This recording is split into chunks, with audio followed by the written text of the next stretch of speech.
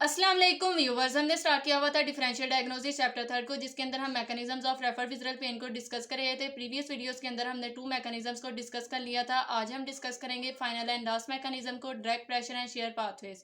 इस मैकेनिज्म को समझने के लिए इस डायग्राम को समझना बहुत ज़्यादा ज़रूरी है कि चेस्ट और एब्डोमिनल रीजन में कौन कौन से विजरास पड़े होते हैं, इनकी क्या अलाइनमेंट होती है।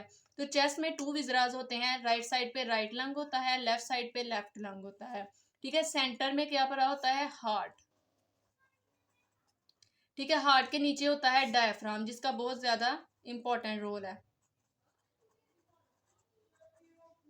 ठीक है, डायफ्राम के नीचे लेफ्ट और राइट साइड पे, दोनों साइड्स पे क्या होती हैं? लेफ्ट साइड पे, राइट साइड पे लेफ्ट किडनी होती है और लेफ्ट साइड पे लेफ्ट किडनी होती है। ठीक है, सेंटर में क्या होता है? पेंक्रियास होता है। ठीक है, जो बॉडी होती है पेंक्रियास की वो सेंटर में होती है और जो टेल होती है वो लेफ्ट साइड पे होती है। ठीक है, लेफ्ट साइड पे स्प्लीन होती है। ठीक है, और सेंटर में ये नीचे करके ड्यूडिनम होता है। ठीक है, तो ये कुछ अलाइनमेंट थी इन विजरास की। अब direct pressure and share pathways के अंदर क्या हो रहा है कि अगर किसी भी एब्डोमिनल विजरा में किसी भी किस्म की पैथोलॉजी होती है, अगर हम एग्जांपल लेते हैं पेंक्रियास की। ठीक है, पेंक्रियास कहाँ है? सेंटर में है।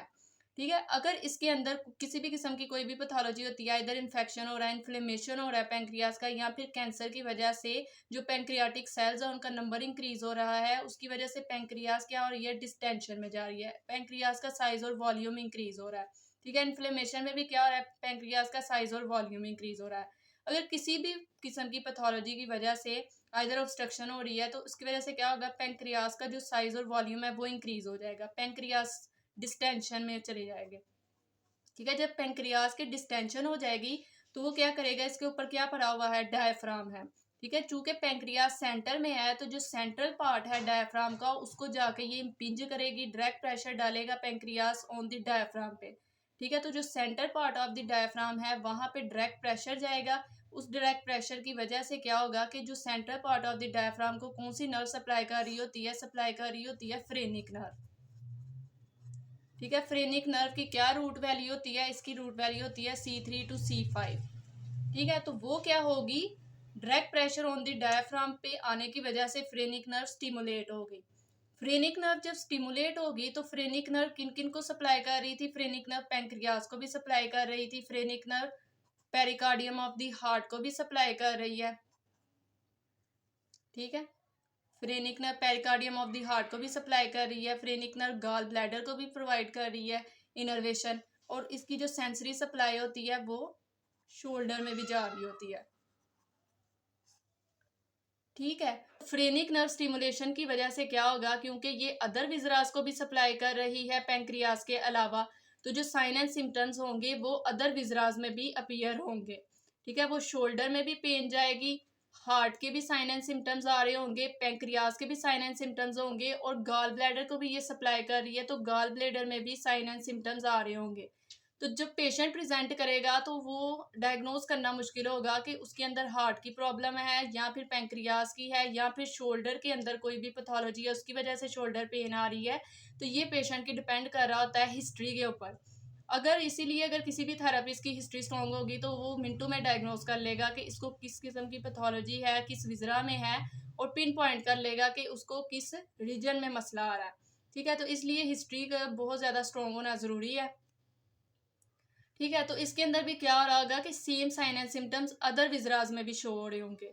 तो वो क्यों हो रहे होंगे? क्योंकि फ्रेनिक नर्व जो है वो पेंक्रियास को सप्लाई करने के साथ साथ अदर विजरास को भी सप्लाई कर रही है, क्योंकि इसका सेम पाथवे है, इसलिए sign and symptoms other viscera में भी शो होंगे। ठीक है, शोल्डर पेन आ रही होगी, हार्ट की प्रॉब्लम भी होगी, पेंक्रियास की भी प्रॉब्लम साइन एंड सिम्टम्स आ रहे होंगे। तो पिन पॉइंट करना हिस्ट्री के ऊपर डिपेंड कर रहा होता है कि पेशेंट को आइदर किस विजरा में पैथोलॉजी है। ठीक है, देन हम डिस्कस कर लेते हैं डायाफ्राम के टू पार्ट्स होते हैं, central part and peripheral part.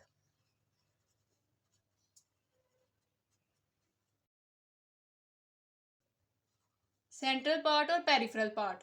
अगर किसी भी एब्डोमिनल विजरा में किसी भी किस्म की पैथोलॉजी होती है तो वो इम्पिंज अगर करती है central part of the diaphragm, तो उसकी जो पेन है वो रेफर्ड होगी शोल्डर में। ठीक है, जैसे यहाँ पे हमने क्या एग्जांपल ली थी, पैंक्रियास की। तो पैंक्रियास में अगर किसी भी किस्म की पैथोलॉजी है तो वो डायरेक्ट प्रेशर एक्सर्ट करेगी central part of the diaphragm, और central part of the diaphragm से जो पेन है वो रेफर्ड होगी टुवर्ड्स द शोल्डर, क्योंकि फ्रेनिक नर्व शोल्डर को भी सप्लाई कर रही होती है। अगर पेरिफेरल रीजन में जो भी विजराज हैं, फॉर एग्जांपल किडनीज थोड़ी सी पेरिफेरी में होती हैं, तो अगर इनके अंदर कोई भी इन्फ्लेमेशन होगी या फिर किसी भी किस्म की पैथोलॉजी होगी तो ये इम्पिंज करेंगी peripheral part of the diaphragm को। ठीक है, जो जब ये इम्पिंज करेंगी peripheral part of the diaphragm तो इसकी जो पेन है वो रेफर करेगी टुवर्ड्स द कोस्टल मार्जिन्स में। ठीक है, और इसकी पेन रेफर्ड होगी लंबर रीजन में।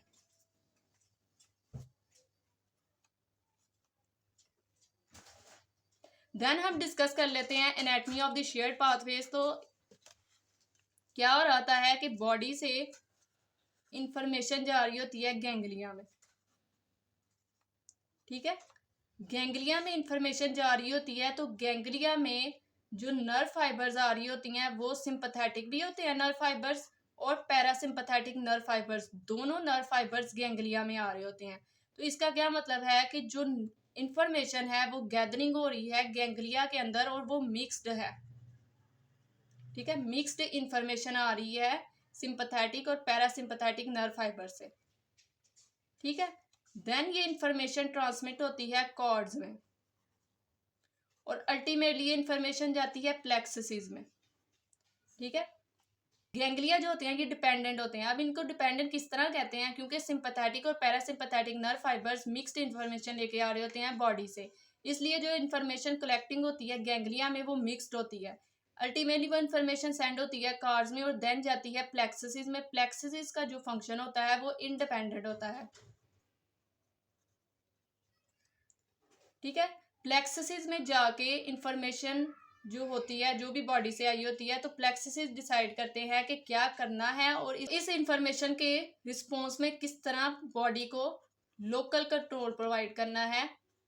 तो ये दोनों फंक्शंस होते हैं प्लेक्सिस के। एक तो ये इंडिपेंडेंटली वर्क करता है और दूसरा इसने क्या करना होता है कि जो बॉडी से इंफॉर्मेशन आ रही है उसके रिस्पॉन्स में इसने लोकल कंट्रोल प्रोवाइड करना होता है बॉडी को। तो ये फंक्शन होता है प्लेक्सिस का। ठीक है, प्लेक्सिस कहाँ कहाँ लोकेटेड होते हैं, ब्रेकियल प्लेक्सिस फॉर एग्जांपल। ठीक है, ब्रेकियल प्लेक्सिस ये प्रोवाइड कर रहा होता है इनर्वेशन नेक को और शोल्डर को।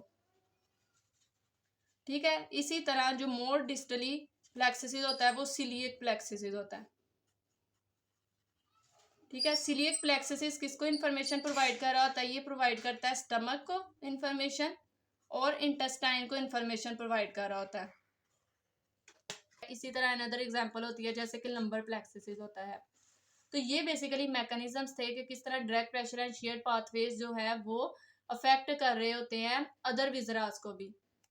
ठीक है, जैसे हमने प्रीवियस डिस्कस किया कि पैंक्रियास चूंकि सेंटर में था, इसके अंदर क्या थी, पैथोलॉजी थी। ठीक है, एग्जैक्ट जो पैथोलॉजी थी वो पैंक्रियास की थी, लेकिन पैंक्रियास की जो नर्व सप्लाई है वो फ्रेनिक नर्व है। फ्रेनिक नर्व डायफ्राम को भी सप्लाई कर रही है, फ्रेनिक नर्व शोल्डर को भी सप्लाई कर रही है, फ्रेनिक नर्व गॉल ब्लैडर को भी सप्लाई कर रही है।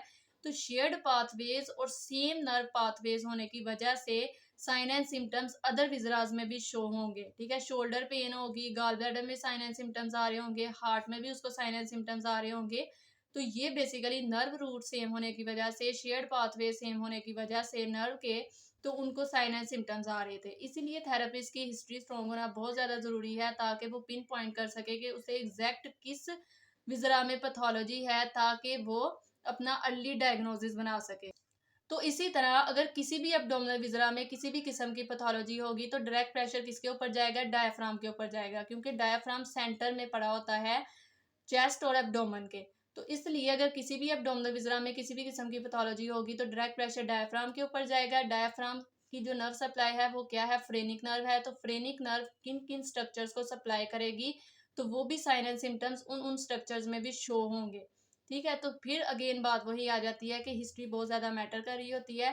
नेक्स्ट इंशाल्लाह हम डिस्कस करेंगे another important topic of the differential diagnosis. मेरे चैनल को लाइक करें, ज़्यादा से ज़्यादा शेयर और सब्सक्राइब करें। अगर ज़्यादा अच्छे कमेंट्स मिलेंगे डिफरेंशियल डायग्नोसिस लेक्चर्स पे तो मैं इनको कंटिन्यू करूँगी, वरना मैं इनको क्विट कर दूँगी। तो इसलिए अपना ज़रूर फीडबैक शेयर करें।